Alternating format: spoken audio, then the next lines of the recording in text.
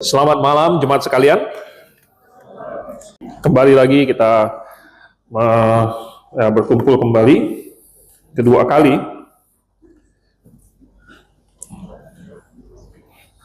Biasanya kalau orang jemaat baptis, terutama baptis independen, lalu kemudian berkunjung ke gereja lain yang juga sesama baptis, akan tanya, ini gereja kebaktian pagi sama kebaktian sorenya ini orangnya datang kembali, kebaktiannya sama atau beda?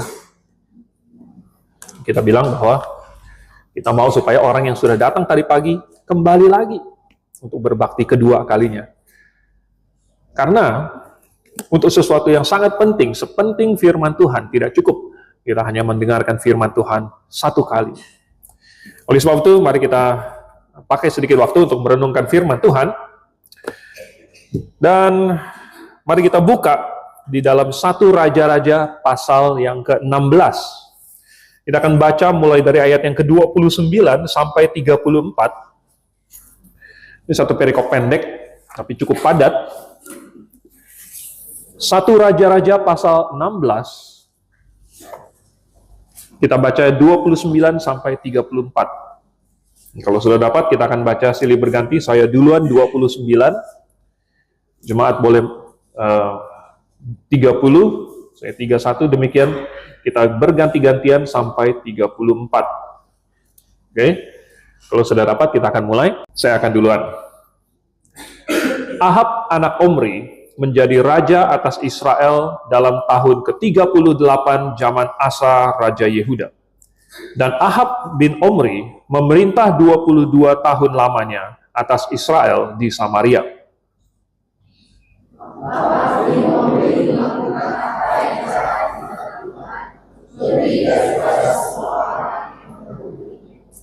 Seakan-akan belum cukup ia hidup dalam dosa-dosa Yerobeam bin Nebat, maka ia mengambil pula Isabel, anak Etbaal, raja orang Sidon, menjadi istrinya. Sehingga ia pergi beribadah kepada Baal dan sujud menyembah kepadanya.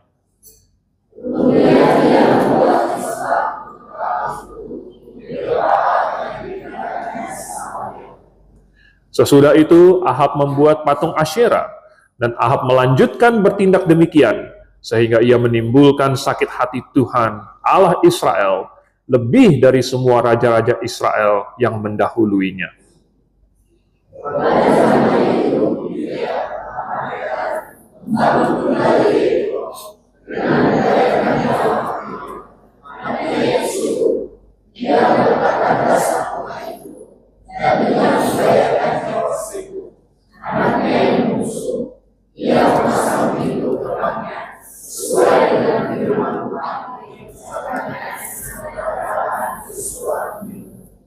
Mari kita tundukkan kepala. Bapa di surga, terima kasih untuk firman Tuhan yang singkat, padat, dan juga mengandung begitu banyak pengajaran untuk kami pelajari. Tuhan tolong supaya kami bisa menggalinya dan mengerti, dan mempraktekkannya dalam hidup kami. Kami mohon supaya Roh Kudus yang memimpin kami. Dalam nama Tuhan Yesus kami berdoa. Amin. Yang barusan kita baca, suatu perikop singkat ini, adalah suatu pendahuluan dari catatan tentang Ahab, Raja Israel, yang buruk sekali. Saking buruknya, di antara raja-raja lain, paling banyak dicatat tentang Ahab. Berarti Tuhan mau memakai keburukan-keburukan Ahab untuk dijadikan peringatan. Jadi contoh, nih, jangan seperti Ahab. Nih, lihat Ahab lakukan ini. Nah, nanti Tuhan hukum, ada akibatnya. Sehingga Ahab menjadi satu contoh yang negatif. Begitu banyak, nanti kita lihat sampai akhir dari dari kitab 1 Raja-Raja ini. Nah, sebelum mencatat tentang perilaku Ahab, Tuhan mencatat dulu sedikit teaser, sedikit preview, ya. Plus Tuhan kasih komentar, supaya kita bisa mengerti konteks di mana catatan-catatan sesudahnya. Jadi kita baca, Ahab bikin begini begitu, kita tahu bahwa oh ini buruk di mata Tuhan. Kita membaca bahwa Ahab begini ya, Ahab punya kebijakan ini. Rupanya di awal Tuhan sudah bilang bahwa Ahab ini berbuat jahat. Ahab itu mengikuti istrinya dan lain sebagainya. Jadi dari beberapa ayat ini kita mau melihat kita akan melihat apa komentar Tuhan ya, supaya kita bisa mengerti konteks untuk pasal-pasal selanjutnya. Kita lihat dulu dari pasal 16 ayat 29-nya. Ya. Ahab anak Omri menjadi raja atas Israel dalam tahun ke-38 zaman Asa Raja Yehuda. Dan Ahab bin Omri memerintah 22 tahun lamanya atas Israel di Samaria. Yang pertama, kita melihat di sini, seperti biasa, Alkitab mencatat masa pemerintahan seorang raja. Mulainya kapan, kemudian lamanya berapa tahun, atau berapa di atas, ada yang sampai 7 hari doang. Dan ini dibandingkan dengan dengan Asa Raja Yehuda. Mungkin ini sengaja mau membandingkan antara Raja Yehuda, Raja Israel, dan setiap kali ada cerita tentang Raja Yehuda, kemudian ada cerita tentang Raja Israel, kemudian cerita tentang Raja Yehuda lagi, dan bolak-balik. Mungkin Tuhan sedang memberikan suatu perbandingan. Karena di awal-awal, ini kebetulan Raja Asa ini adalah raja yang baik. Nah, Tuhan mau membandingkan nih, ini lihat Raja Asa. Nah, jadi Tuhan kasih perbandingan yang bagus. Nah, kemudian ada perbandingan yang tidak bagus. Kalau kita melihat perbandingannya, si Raja Asa ini, dia mulai memerintah, itu tahun ke-20 dari Yerobeam. Ya, Yerobeam itu 22 tahun. Tahun ke-20, Asa naik tahta. Lalu dalam zamannya Asa itu, raja-raja Israel itu ganti-ganti terus. Kita sudah baca beberapa minggu yang lalu ya, habis itu ada Nadab, kemudian Baesa, Ela, Zimri, Omri, Ahab. Jadi total ada 7 raja Israel dalam masa hidupnya si Asa. Jadi satu raja di kerajaan Yehuda itu dibandingkan dengan 7 raja, 6 kali ganti raja di sisi kerajaan utara, kerajaan Israel. Kalau Tuhan memelihara dan memberkati Asa, Tuhan membuat pemerintahannya itu kokoh. Tidak demikian di sisi kerajaan Israel. Si Yerobeam saja cuma 22 tahun. Ya. Nadab 2 tahun. Baesa lumayan lama, 24 tahun. Ela 2 tahun. Zimri 7 hari. Omri 12 tahun. Baru Ahab 22 tahun. Ini bukan berarti saya mengajarkan bahwa orang benar pasti umurnya panjang. Ya. Bukan berarti bahwa orang benar itu pasti berhasil, pasti diberkati, pasti kaya raya. Itu nanti jadinya teologi sukses. Sehingga orang mencari kesuksesan itu. Orang berteologi, orang membuka Alkitab, orang melakukan kewajiban agama untuk mendapatkan kesuksesan. Namanya teologi sukses. Dan kemudian mengukur kebenaran seseorang berdasarkan kesuksesan material. Padahal sebenarnya kebenaran bukan diukur dari hal-hal yang material. Karena kebenaran itu bersifat absolut. Jadi bukan diukur berdasarkan yang subjektif, yang kelihatan, yang temporal, yang sementara.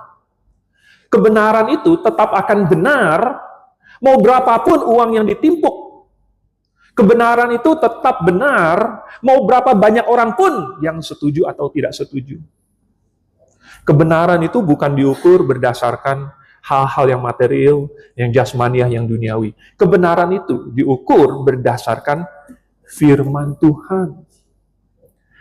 Kita bukan mengukur seseorang, dia benar karena umurnya panjang, dia benar karena dia kaya raya. Tetapi seseorang benar apabila dia sesuai dengan firman Tuhan. Oleh sebab itu, maka Tuhan memberikan kepada kita Alkitab ini supaya kita punya suatu standar yang tidak berubah-ubah lagi, yang objektif, bukan berdasarkan pendapat seseorang, tapi berdasarkan Tuhan. Dan itu objektif. Nah, walaupun keberhasilan itu, tadi saya katakan, bukan sesuatu yang mutlak pada orang benar. Tapi secara umum Tuhan memang memberkati orang-orang benar. Ya. Secara umum, itulah prinsip yang Tuhan berikan. Di dalam Keluaran pasal 20, ayat yang ke-12 kan, ya, sudah dibahas, umur yang panjang itu bukan karena dinyanyiin ya, selamat ulang tahun, ya, panjang umurnya. Mau dinyanyikan berapa kali pun, itu tidak akan mempengaruhi panjang pendek umur seseorang. Jadi umur panjang itu menurut Alkitab, karena apa? Menurut Keluaran 20, karena menghormati orang tua. Jadi, berkat-berkat Tuhan, itu bukanlah yang mutlaknya. Kebenaranlah yang mutlak, sedangkan semua berkat-berkat yang lain itu adalah yang mengikuti kebenaran itu. Oleh sebab itu, Tuhan Yesus menasihatkan di dalam Matius 6 ayat 33, carilah dahulu kerajaan Allah dan kebenarannya. Itu yang absolut, itu yang bisa dijadikan patokan dan bisa dikejar. Kalau mengejar sesuatu yang lain, yang material, itu berubah-ubah. Itu berpindah-pindah dan semu. Kadang kita pikir dekat, tetapi ketika kita hampir sampai dan kita mau menggapainya, ternyata masih jauh. Oleh sebab itu, kejarlah dahulu kerajaan Allah dan kebenaran. Nah, kalau kita mengejar itu, maka yang lain-lain, berkat yang semua yang dicari oleh orang-orang itu akan mengikutinya. Jadi, dalam membandingkan orang benar dengan orang fasik, ada perbedaan yang jelas. Tuhan sengaja bikin perbedaan dalam kasus ini. Tapi apakah berarti bahwa orang jahat atau orang fasik tidak mungkin umur panjang? Ya? Tidak mungkin pemerintahannya panjang? Bukan begitu juga. Raja Manasye, kita belum sampai. Nanti Raja Israel, Raja Manasye. Ini salah satu raja yang paling jahat. Ya. Tetapi Tuhan kasih dia pemerintahan 55 tahun, justru yang paling panjang di antara semuanya. Kenapa? Justru yang paling jahat Tuhan kasih yang paling panjang. Oh, rupanya Tuhan itu panjang sabar. Tuhan memberi dia kesempatan bertahun-tahun dan pada akhir hidupnya, akhirnya Manasye bertobat. Pada akhir hidupnya, akhirnya dia berusaha untuk memperbaiki kerusakan yang sudah pernah dia lakukan. Tentu tidak sepenuhnya berhasil dan kerusakannya sudah terjadi, sudah meluas. Tetapi Tuhan yang tahu, Tuhan bisa memberi kesempatan, dan setiap kali Tuhan memberikan kesempatan, tujuannya adalah untuk menunggu pertobatan orang. Jadi orang jahat pun Tuhan bisa kasih kesempatan. Orang fasik pun Tuhan panggil dan Tuhan tunggu. Karena Tuhan mengasihi dia juga. Tapi, bagaimanapun jelas terlihat perbedaan antara orang yang benar dan orang fasik. Barangkali bukan dalam bentuk kekayaan, tetapi ada perbedaan spiritual yang sangat jelas. Kita akan lihat lagi, apa perbedaan spiritualnya. Yang kedua ada di ayat yang ke-30. Ahab bin Omri melakukan apa yang jahat di mata Tuhan, lebih daripada semua orang yang mendahuluinya.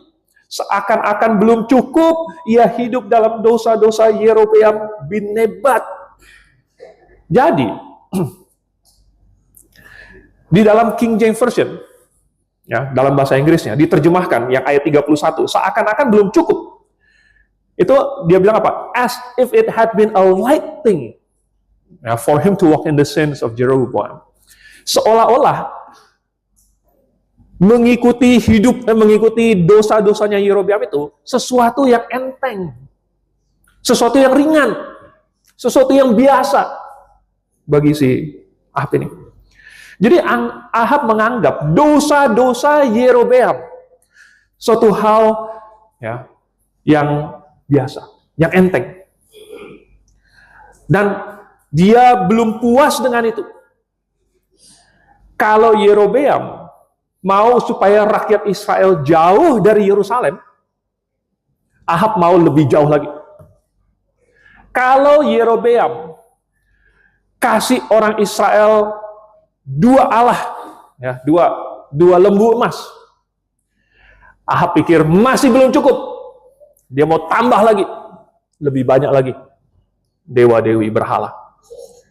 Kalau Yerobeam mau orang Israel pelan-pelan melupakan Tuhan yang di Yerusalem itu, Ahab merasa tidak cukup, tetapi harus lebih giat menyembah dewa sembahan bangsa lain lagi. Jadi saudara,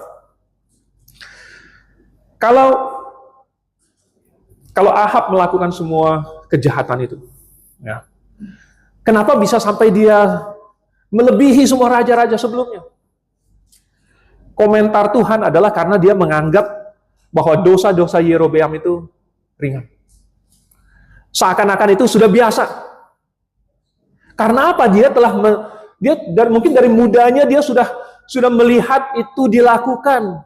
Dia sudah mendengar tentang, oh Yerobeam bikin ini, anaknya Nadab bikin ini, Baesa, Ela, segala macam, semuanya melakukan itu sudah mendarah daging, itu sudah jadi biasa buat dia. Itu enteng.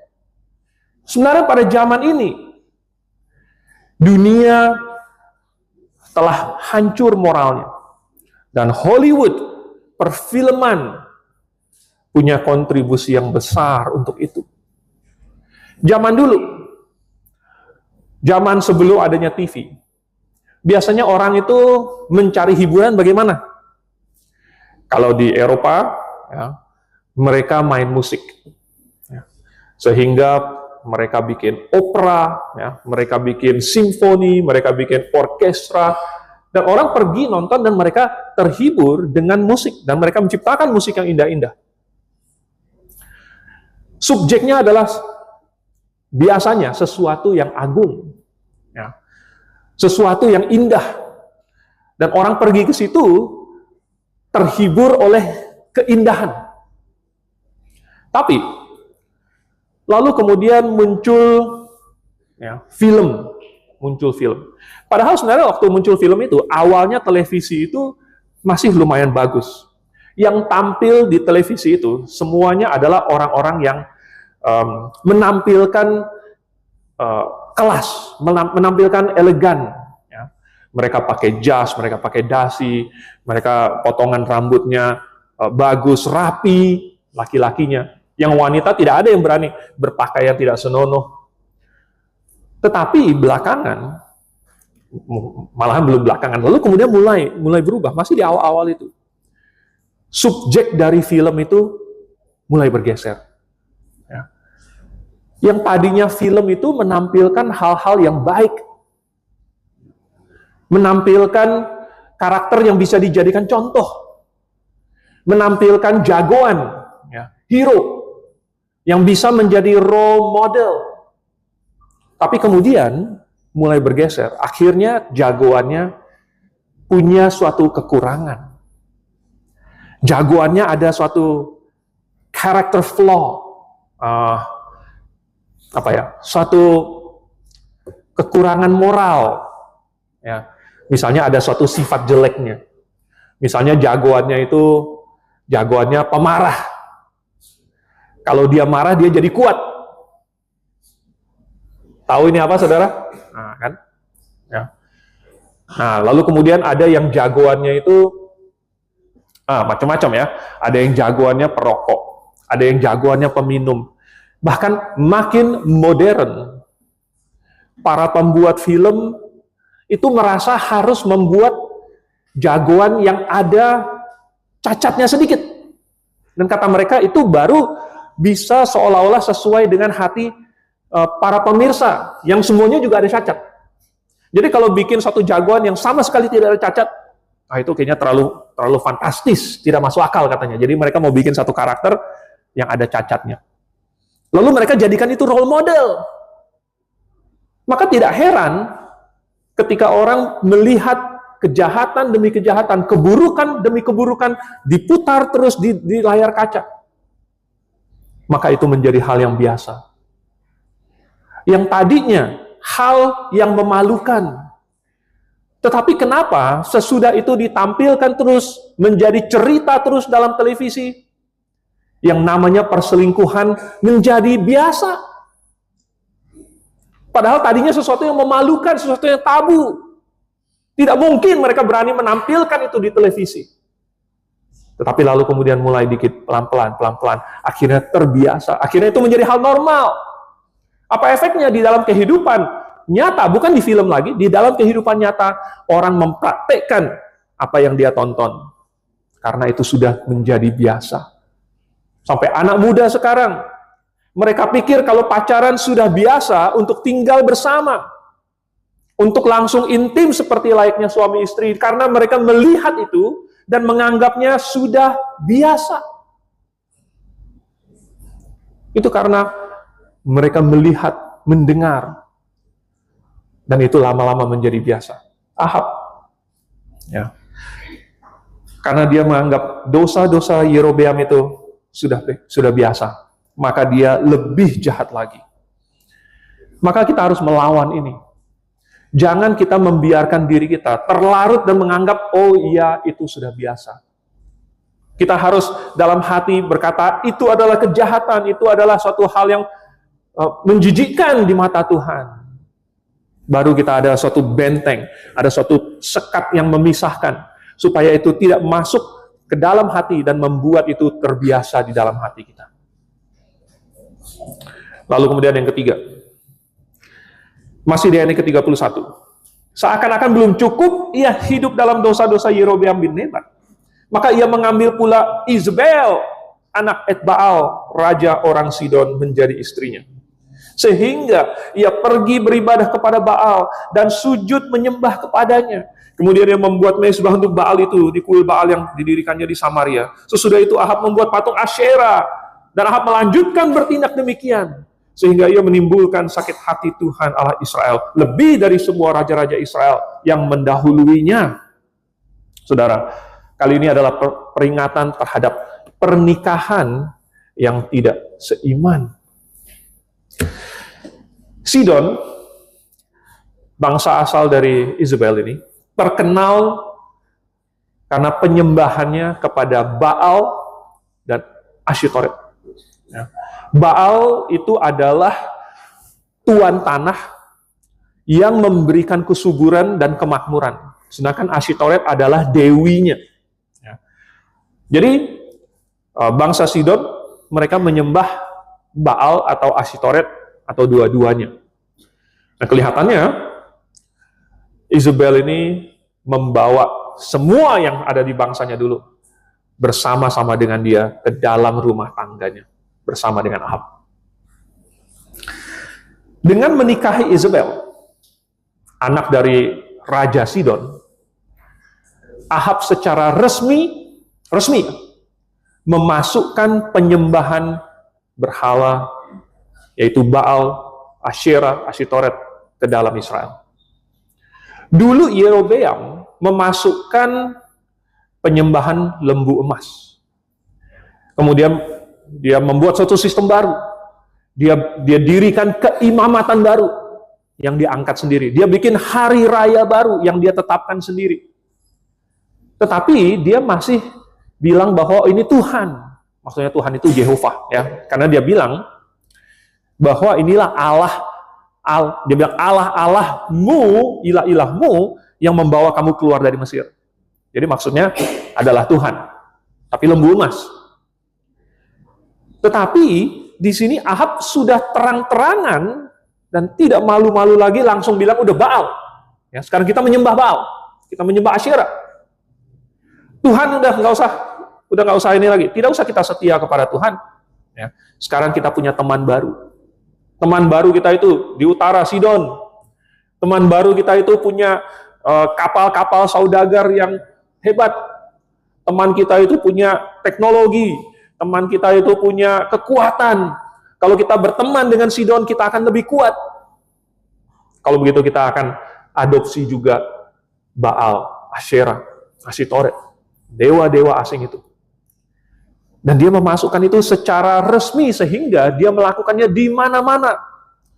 Dan Isabel menjadi sponsor utama penyebaran penyembahan Baal dan Asyera. Di dalam pasal yang ke-18, Isabel mensponsori 450 nabi Baal dan 400 nabi Asyera, yang semuanya itu makan dari meja istananya Isabel. Bayangkan, ya, permaisurinya sendiri yang mensponsorinya, supaya nabi-nabi itu menyebarkan penyembahan berhala. Sebenarnya Tuhan sudah memperingatkan ini. Ya. Tuhan sudah memperingatkan. Ya. Ahab, tetapi dia melanggarnya. Ahab bahkan di pasal 21, Tuhan berkomentar bahwa tidak ada orang yang seperti Ahab yang memperbudak diri dalam melakukan kejahatan karena ia dibujuk oleh istrinya. Waktu itu di pasal 21 ceritanya tentang kebun anggur Nabot. Ceritanya si Ahab pengen kebun anggurnya Nabot yang di sebelah istananya itu. Tetapi Nabot tidak mau menjualnya karena itu adalah tanah pusaka yang tidak boleh dijual. Lalu kemudian Ahab ngambek. Lalu dia tidak mau makan. Isabel kemudian berkata apa? Kenapa kamu tidak mau makan? Ya. Oh, karena Nabot tidak mau jual kebunnya. Isabel bilang, bukannya kamu adalah raja? Bukankah kamu yang punya kuasa atas seluruh negeri? Dah, tenang aja. Ya. Kamu sekarang bangun, makan, bersukaria. Nanti saya kasih kamu kebun anggurnya Nabot. Lalu kemudian dia memalsukan satu surat dan dia kasih pakai namanya Ahab. Isabel, dia bikin surat palsu. Pakai capnya Ahab. Kemudian memfitnah Nabot. Dihukum rajam sampai mati. Lalu dia bilang, Ahab, Nabot sudah mati, ambil aja. Waduh, saudara, gara-gara si Isabel, Ahab menambah-nambah dan menumpuk dosanya. Dia melakukan kejahatan karena dibujuk oleh istrinya. Betapa racun yang sangat-sangat berbahaya, tapi ditempatkan di sisinya, di dalam ranjangnya sendiri. Karena dia melanggar perintah Tuhan. Di dalam Ulangan pasal 7, Tuhan sudah memperingatkan. Ya. Ulangan pasal 7, jangan mengambil istri dari bangsa-bangsa lain. Jangan memberikan anak-anak perempuanmu untuk menjadi istri mereka. Dalam Yosua pasal 23 ayat 12-13 juga. Ya, sama. Kemudian, 400 tahun sesudah itu, Salomo Tuhan pakai jadi peringatan. Di 1 Raja-Raja pasal yang ke-11. Komentar Tuhan adalah bahwa istri-istri Salomo yang 1000 itu akhirnya mencondongkan hati Salomo sehingga tidak lagi setia kepada Tuhan, tetapi condong kepada dewa-dewi asing. Lalu di dalam Ezra dan Nehemia, dua-duanya memperingatkan. Dan bahkan Nehemia mengutuk orang-orang Yahudi yang sudah kawin campur. Lu bayangin, waktu itu baik Ezra maupun Nehemia, mereka panggil orang-orang itu.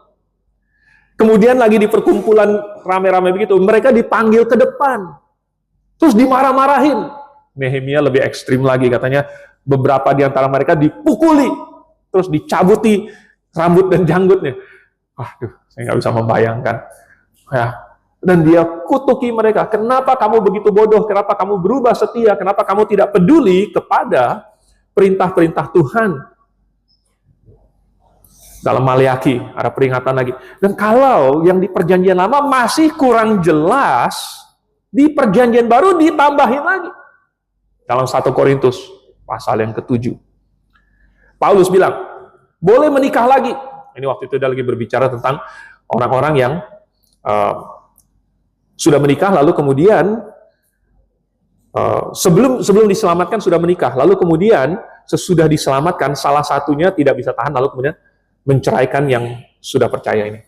Katanya boleh menikah lagi. Kalau kamu diceraikan karena imanmu, kamu boleh menikah lagi asal, ayat 39, di dalam Tuhan.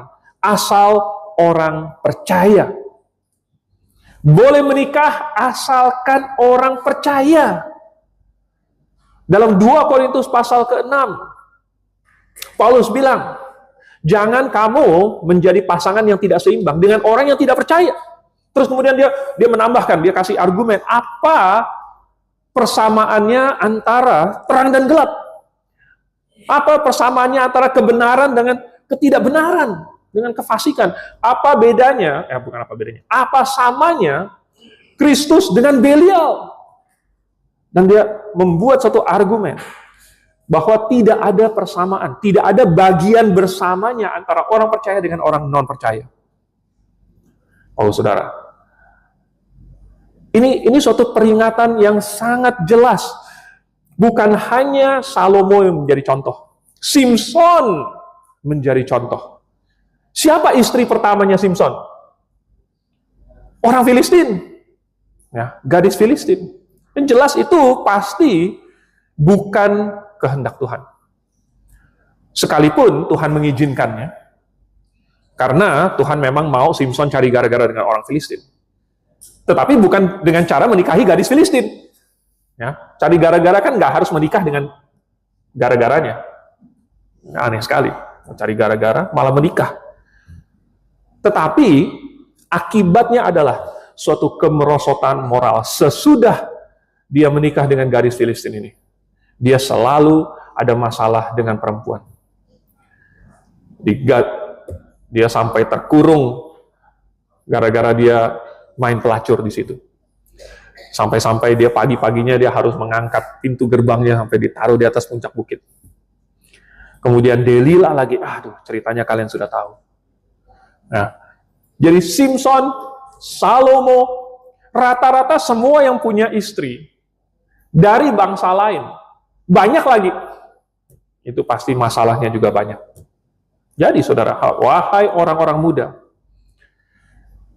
buka mata rohanimu lebar-lebar. Seberapapun cantiknya Isabel, seberapa kaya pun Isabel, dan dia pasti lumayan kaya karena dia tuan putri. Ya, dia putri dari Raja Sidon. Tetapi dia akan membawa kita ke dalam kehancuran. Tidak worth it. Tidak worth it. Oleh sebab itu, maka Ahab sampai sebegitu parahnya. Andil besarnya itu pasti Isabel punya juga di situ. Lalu kemudian yang terakhir, di ayat yang ke-34, pada zamannya itu Hiel orang Betel membangun kembali Yeriko dengan membayarkan nyawa Abiram anaknya yang sulung yang meletakkan dasar kota itu, dan dengan membayarkan nyawa Segub anaknya yang bungsu, ia memasang pintu gerbangnya sesuai dengan firman Tuhan yang diucapkannya dengan perantaraan Yosua bin Nun. Wow, ini kayak tumbal nih, saudara. Ya, ini meletakkan dasar, ya, memasang pintu gerbang itu sampai 2 anaknya mati loh. Kenapa bisa sampai ada kutukan seperti ini? Rupanya ini sebenarnya ada di Yosua pasal yang ke-6. Di situ Tuhan menjadikan Yeriko, yaitu kota pertama dari antara bangsa-bangsa Kanaan yang Tuhan hukum.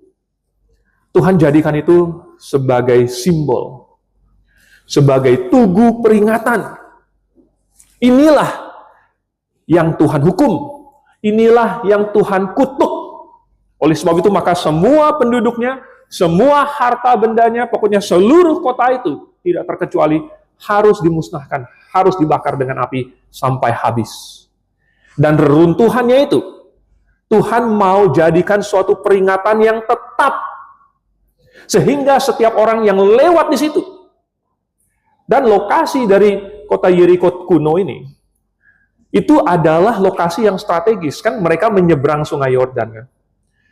Jadi pada waktu itu, lembah Yordan itu merupakan salah satu jalur utama untuk perdagangan antara Mesir kemudian ke utara, ya, ke Eropa atau ke daerah Mesopotamia atau ke daerah Arab.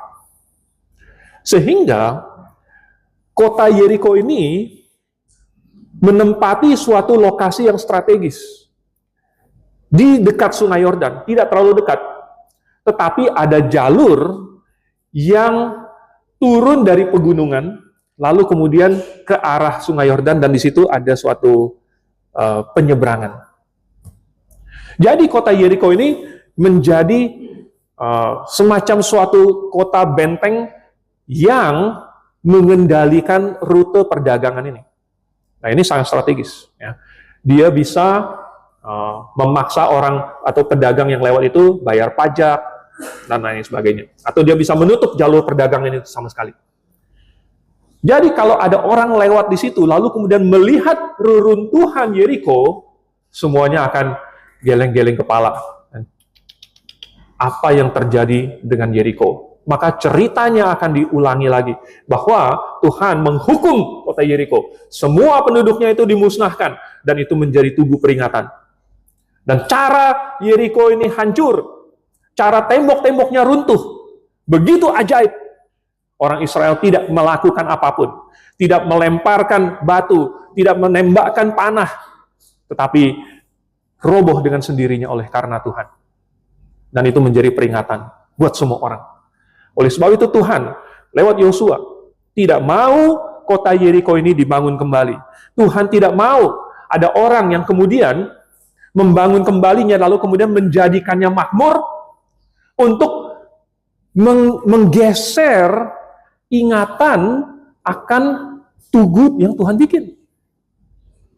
Nanti orang akan lupa dengan Yeriko kuno yang hancur karena Tuhan, karena hukuman Tuhan, dan mereka hanya akan melihat kehebatan kota Yeriko. Padahal itu adalah kota yang melambangkan kejahatan bangsa Kanaan, melambangkan hukuman Tuhan.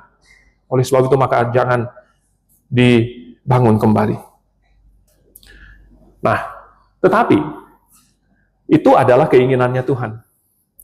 Dan di zaman itu ada satu orang namanya Hiel. Dia tidak mau ikut dengan keinginannya Tuhan. Dan pada zaman itu, itulah zamannya di mana mereka dengan terang-terangan melawan Tuhan. Mulai dari raja sampai rakyatnya. Dan mereka mau pakai standar mereka sendiri. Tuhan punya standar moralnya. Tapi manusia berusaha menggeser itu dan menggantikannya dengan standar manusia sendiri. Nah, hari ini sama juga, makin lama makin parah, saudara. Standar kebenaran, standar moralitas di dunia ini sudah sangat rendah, sampai-sampai penjamret pun tidak boleh dikejar. Masa begitu, saudara? Ya, sampai terakhir saya baca itu, masa ada pengacara yang membela penjamret dan bilang apa? Itu kan yang dijamret cuma rugi palingan 1 atau 2 juta. Sedangkan penjamretnya sampai kehilangan nyawa. Yang satu cuma kehilangan 1-2 juta, yang satu kehilangan nyawa. Berarti yang kehilangan nyawa ini, wah ini rugi lebih banyak. Berarti yang kehilangan cuma 1-2 juta ini harus dihukum. Katanya keadilan harus ditegakkan. Di mana akal sehat? Di mana moralitas? Di mana kebenaran? Sehingga yang penjamret ini diletakkan di dalam kategori yang sama seperti yang dia jamret. Si penjahat diletakkan di kategori yang sama, bersebelahan, dan dibandingkan dengan yang dia jamret. Hanya di Indonesia. Ya. Atau mungkin saya nggak tahu di tempat lain juga ada. Bisa saja. Tapi yang jelas di sini tidak bisa dipungkiri. Plus gara-gara kasus ini, dikuak lagi kasus-kasus sebelumnya, ya kan? Yang katanya orang judol itu bikin bandarnya rugi, yang ditangkap malah yang main judolnya, bandarnya tidak ditangkap. Kita garuk-garuk kepala. Itulah ya standar moral manusia yang tergantung siapa yang bayar. Tergantung siapa yang memberikan keuntungan. Tetapi Tuhan memiliki standar yang absolut. Ahab, di zaman dia merombak segala sesuatu. Semua yang benar dijungkir balikan jadi salah. Semua yang salah dibuat menjadi kabur sehingga orang tidak tahu yang mana yang salah. Dan kalau tidak ada yang salah, ya udah, kalau begitu semuanya benar. Dan itu menjadikan zaman ini dengan zamannya Ahab sangat mirip sekali, saudara. Kita harus ekstra waspada. Kita menjaga diri kita. Ada peringatan-peringatannya. Dan kita harus semakin giat untuk Tuhan. Mari kita tundukkan kepala. Kita berdoa. Bapa di surga, kami mengucap syukur untuk firman Tuhan yang terpampang jelas buat kami. Tinggal kami baca dan kami pelajari. Dan itu menjadi prinsip yang menjadi pedoman hidup kami. Kami sudah melihat bagaimana Ahab telah memperbudak dirinya kepada kejahatan karena dibujuk. Tuhan, janganlah kami sampai terbujuk dan tergoda oleh dunia ini. Tapi biarlah kami menjadikan firman-Mu sebagai standar dalam hidup kami. Dan kami melakukannya seberapapun susah dan berapapun mahal harga yang harus kami bayar. Terima kasih, kami mengucap syukur dalam nama Tuhan Yesus. Amin.